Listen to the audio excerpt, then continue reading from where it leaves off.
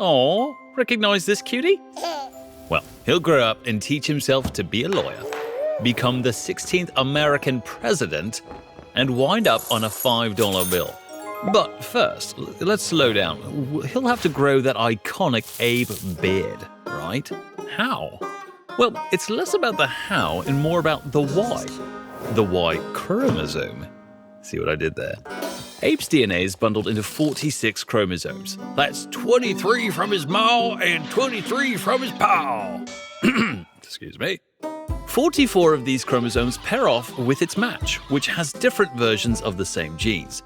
These chromosomes are like packages of genes. Oh, they look delicious, don't they? Genes that make proteins. Those proteins make everything from beards to toenails. But the last two comes in two flavors, X and Y. Now, the X chromosome contains 800 protein-making genes, and the Y chromosome contains only 70 protein-making genes. It's Paul that determines whether this pioneer baby is an Abe or an Abe-Alina. If Paul gives up an X chromosome to combine with Ma's X, then it's Abe-Alina.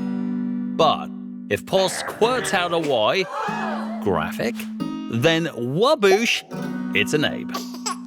If we look a little closer at this Y chromosome, we'll find the SRY gene. Like an excited kid in class, I'm sure you know who you are, settle down. The SRY gene makes a protein that switches on another gene, and so on and so forth. Pretty soon, it's influenced the whole body so much that female parts can't even develop. Just to be clear, I am talking about private kind of parts. Settle down.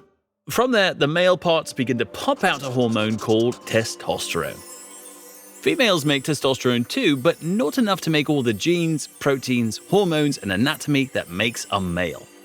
That interplay between hormones and the Y chromosome will continue throughout old Linky's childhood, puberty, and adulthood, keeping his body decidedly male and healthy.